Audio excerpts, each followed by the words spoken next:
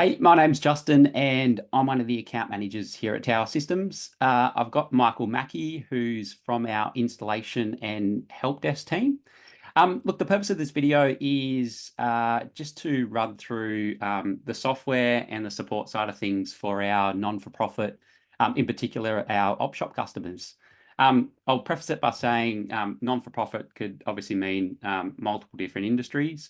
The purpose of this demonstration is purely for our op shops. So going to keep it really simple, really basic. But if you are a non-for-profit in, say, a garden centre or other industries that you might sell, you can look at our pre-recorded demos for that particular industry. So I'll get straight into it. So firstly, you'll see the main screen or the main dashboard of our software. So the good thing about this is if you have multiple terminals within your business, so you've got like a register computer where your volunteers are, and then you might have a back office PC where you do more of the back officey sort of stuff. You can customize this layout as well. So if I click on the POS screen here, you'll see that it really simplifies it. So I've got point of sale, stock, and maybe my end of shift process. But you can customize that to have maybe the remote support connect button or something else as well. So it really simplifies it for your volunteers, just so they know they can only sell things and do the end of shift process. And that customization does flow into the point of sale screen as well. So I've got my hotkeys over on the right-hand side here, but I can click on the cog and I can have them along the bottom if I want to, the left-hand side, the right-hand side. I can choose how many buttons I want. I can choose fonts and sizes and so forth as well. So as I said, we'll keep it really basic. You'll see that I've got departments over on the right-hand side here. So if the customer brings up a piece of clothing, it might be $9.95. You can simply type it on the keypad there. You'll see it's $9.95 under clothing. You can hit on end sale, and that will simply print a receipt for that particular customer. So really quick and easy. If it's an EFTPOS sale, we can connect to most EFTPOS PIN pads as well. So it just reduces that human error and speeds up the transaction as well. And we take no clip of that EFTPOS transaction as well. A couple of smarts about this. So I've still got the transaction up here, but if for whatever reason you wanted to temporarily change the description so the receipt is itemized, you can do that by clicking Alt-J in this screen here. So let's just say this was a red dress medium, whatever text you want to put in. What that's doing is basically on the receipt, it'll say, I've noticed I can't spell, but that's meant to say red dress medium. So it's not actually changing the description of the department as in clothing, but for this transaction, it's putting that it's a red dress and the size of it as well, just so the customer knows exactly what they purchased. So when I transact the sale, you can have staff codes or staff initials pop up. That way you can track what sales certain staff members are doing. So any discrepancies or anything like that, it's easier to manage. You can remove this facility as well. I'm just going to put in that code there. Again, that would print a receipt to either thermal A4 or A5. In this case, I'm just previewing a receipt. So this screen wouldn't usually appear. It would put your logo up the top there if you've got one, your store details. You'll see that there's the item in the sale there. A couple of things on the receipt as well. You can add images or text to receipts. So this is just basically saying that currently, we're taking these items in for donation. So if there's any sort of departments that you want to exclude or, advertise that you are taking in, you can certainly pass that on with your receipts as well. And just quickly, a form of customer loyalty as well. You may not use customer loyalty, but multiple different ways to do it. This is what we call our discount vouchers. So depending on what's in the sale, the system can produce a voucher for the customer to spend in store within a certain date range. Anything you wanted to add to the process? Outside of all of that, everything described is perfectly accurate. It's fantastic. It's really easy to set all of this up. Doesn't take too long to do. It's not something that everyone needs to know. So there's one or two people that manage how this is meant to be done. Quite easy for you to learn. All of the things that Justin's shown could all be done in less than half a day to get to this point to get started. Correct. Yeah. Now, obviously, with an op shop, you're not going to be arriving stock and selling that specific stock. So that's where these department sales come in handy. And it's where temporarily changing the descriptions comes in handy as well. So if the customer does want an itemized receipt, you can simply do that on the fly without actually adding the product into the system. Exactly. Before we get off the point of sale screen as well, a couple of little things. So you can suspend the sale or put the sale on hold. Now, what that does is if someone brings up some items, say 10 items, the volunteer scans those items in. The customer wants to go out and purchase more things, or they forget their wallet or whatever it might be. Rather than rescanning all those items in when they come back in, say, 20 minutes, you can simply suspend it. So you can put in whatever reminder note there, so that the customer's name, what they were wearing, whatever you want to put in to remind you who it was, or even the salesperson as well. And what this does is, as I said, it allows you to quickly bring it up when the customer comes back and wants to finalize that transaction. So yeah, let's just say this was wearing a red hat. Try and spell it correctly this time. So now it sort of disappears, but there is one suspended sale that exists. So when I click that button again, it will bring it straight up to the sale screen. If you've got multiple, so more than one, you'll get an option of which sale you want to bring up. And that's where the reminder notes come in handy. The fantastic thing about that suspend function is if you do have two terminals, you can suspend a sale on terminal 1 and pick it up on terminal 2. There's no limitation as being stuck to a specific terminal to start and finish transactions. You can move between computers all the time as well. Yeah, really good point. Yeah. A little thing as well, gift vouchers. Again, I say little thing. I'm not sure if op shops would utilize this, but we've got a facility that allows you to sell gift vouchers. So you can do the plastic credit card style ones with the barcode on the back. Otherwise, you can simply do the printed one as well. So if I was to sell a $50 voucher, when I go end sale, it gives you the option to put a recipient name, a sender name, and a message as well. It has got a full gift voucher management facility as well, where you can manage the gift vouchers. But again, I'm not going to go through that. Just, yeah, I don't think you'd probably utilize the gift voucher management anyway. So don't want to overload your head with too much info. Anything more about the point of sale before I move on for this, Michael? No, well, as I said before, this screen's really easy to set up. We've got training videos on setting up this screen, and my training videos that I've actually generated pretty much almost put it in this same layout, but it's completely customizable. For example, here in Justin's colors, he's used colors that I don't use, but you can use whatever colors you like, and you don't have to have all these buttons. We've got buttons there for like customer payment. If you don't track sales against any customers at all, you don't need those buttons. So you can fully customize this to look as good or be as simplified as what you want for your store. Yeah, correct. Yeah. And I'm obviously hitting the button as well. So if a customer was to bring up, say, a piece of clothing that's $9.95, and let's just say they were to bring up some kitchenware, which is $49.95, I've obviously manually typed those in, but what you can do is you can print barcodes for each of those departments and stick those barcodes on the product as well. So if you do have a scanner at the counter, you can simply scan that barcode. It'll still allow you to put the amount directly into the keypad, but at least you're not hitting the hotkey as well. So there's flexibility around, depending on the processes you sort of want to implement. We can certainly make it easier and suit those processes that you've currently got in place. Yeah, we can always help point you to those right settings that will allow you to do things the way you want to do them. Yeah. Yep. Well. Cool. And the other thing I wanted to show you is just the end of shift process or end of day process. So really straightforward. Again, it can ask for your staff code or staff initial, but you can bypass that screen. But when you click on that button, it's going to bring up a visualization on essentially how the day's gone. So depending on how many terminals you've got, it'll obviously have your sales by time. It's got your sales by terminal and your sales by department. So this is purely just look and feel, so you can see how the day's gone, depending on the category that's listed here. Once you go next, just trying to hide my screen. There we go. When you go next, I've got it set to print 2 reports. And again, without going too much through the setup side of things, which I'm sure Michael will sort of speak on after this, I just want it to print a daily sales summary. So this is purely just a breakdown of the departments I've sold in and obviously the totals.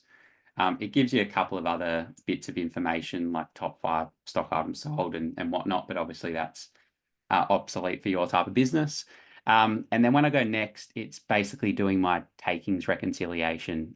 So really straightforward. All the volunteer has to do is enter in the amount of notes and coins that they have in the till. So let's just say there's $800 bills, there's 850s. Just going to make up a random amount and try and get it pretty close. So when I click on next now, again, I'm trying to hide my Zoom screen, sorry. It'll tell me my takings reconciliation. So based on what I counted and what the till is expected me to have in cash, you'll see here that I've counted 1,380. It's expected I thought I got it bang on then. Expected cash is $1,512.65. So you'll see that my variance, I'm actually down $132.65. So obviously you can work out where the discrepancies are. If we're integrated with your EFTPOS, 100% of the time that should marry up because obviously we push the amount directly to there. So there's no human error or anything like that typing in wrong amounts. And then when you click on next and then finish, that will transfer the sales and you're good to go for the next day. Perfect. One thing you could do there, Justin, is given if we think we could see the numbers that Justin had entered, if you'd entered the wrong thing, you can just go back. You can make your adjustment when you realise that you've made that mistake. Come forward and check your variance, make sure it's close. So if he was meant to have another 100, another 50, we'd be pretty close to what he should have had. Again, we'd only encourage this if it was true. You should make your variances be what they should be. You know, if you're out, you're out. But at least it's very easy just to go backwards and forwards and correct any mistakes you've made. So now he's a little bit over, which is probably more plausible. Yeah, it's quite easy to navigate. We can streamline this screen down to only show the cash count screen, show the takings reconciliation. If you don't want to count your cash, those settings can all be changed if you want to handle some of those processes manually. Yeah, the whole end of shift process is customizable. Yeah, just by clicking this setup button here. So you can pick and choose what reports you want it to print. Whether you've got multiple terminals, when you do the end of shift, do you want it done per terminal or all terminals together? So that's right. Yeah, a lot of flexibility around how you handle it. Yep, and we've got training videos on this as well. Specifically, the training videos cover, say, the end of shift in general for all businesses. But again, when you do sign up for the software, you're going to get some free training time with that anyway. So you're going to get to speak to an expert like myself to go through the best settings that suit you as well. So whilst the video might be a general thing for everyone, specifically, you'll get your own one-on-one training. Well, look, you've brought up the training. Perfect segue into what's the install? So if they were to go ahead, what's the installation and I guess after installation or post installation support like? Well, when we start off with the installation, we'll get a list of what your needs are. So if you want to do department sales or you've got stock items, whether you need to do a transfer of stock data, if you do have that, we'll facilitate all of that as a part of the job.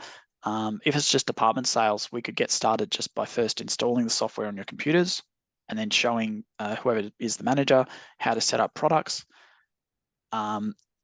departments, and set them up and put them on the point of sale screen.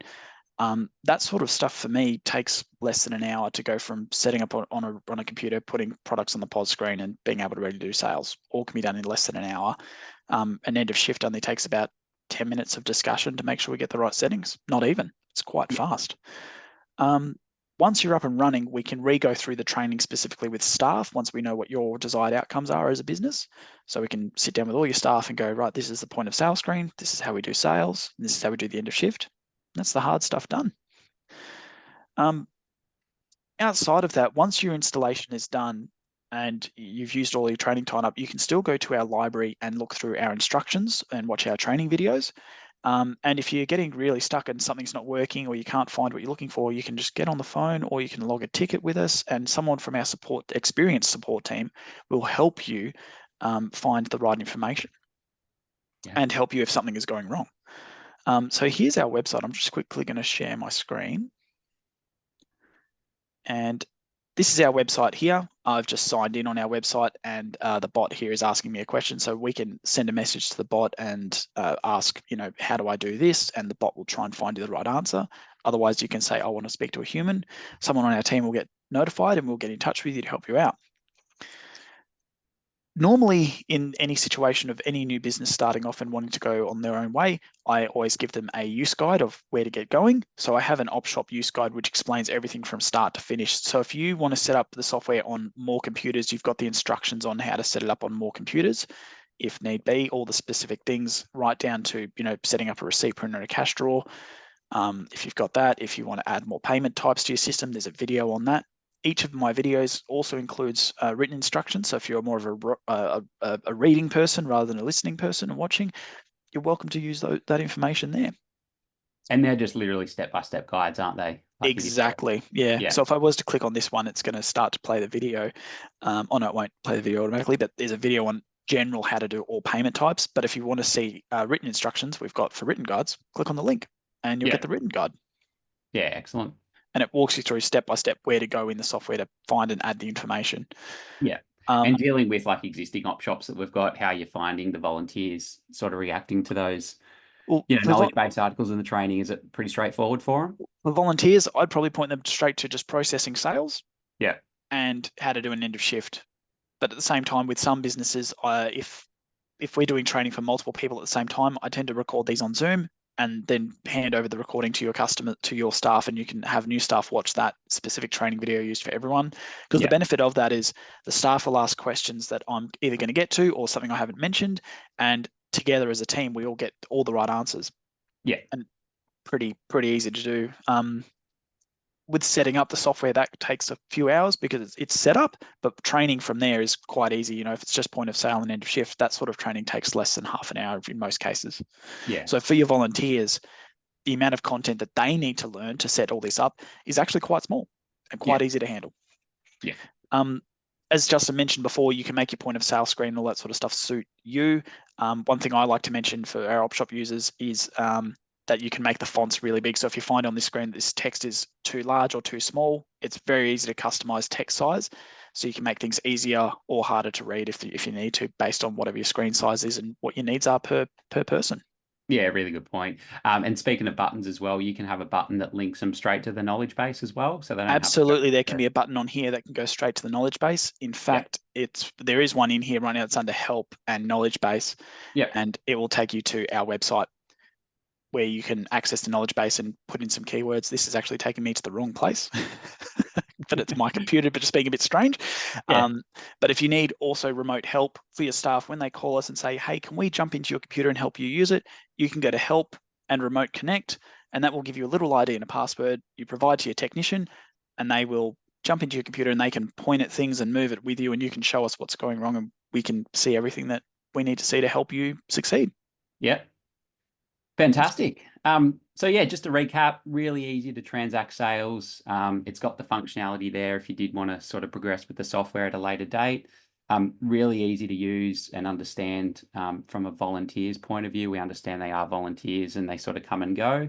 So it's really straightforward, really easy to pick up for those type of staff members.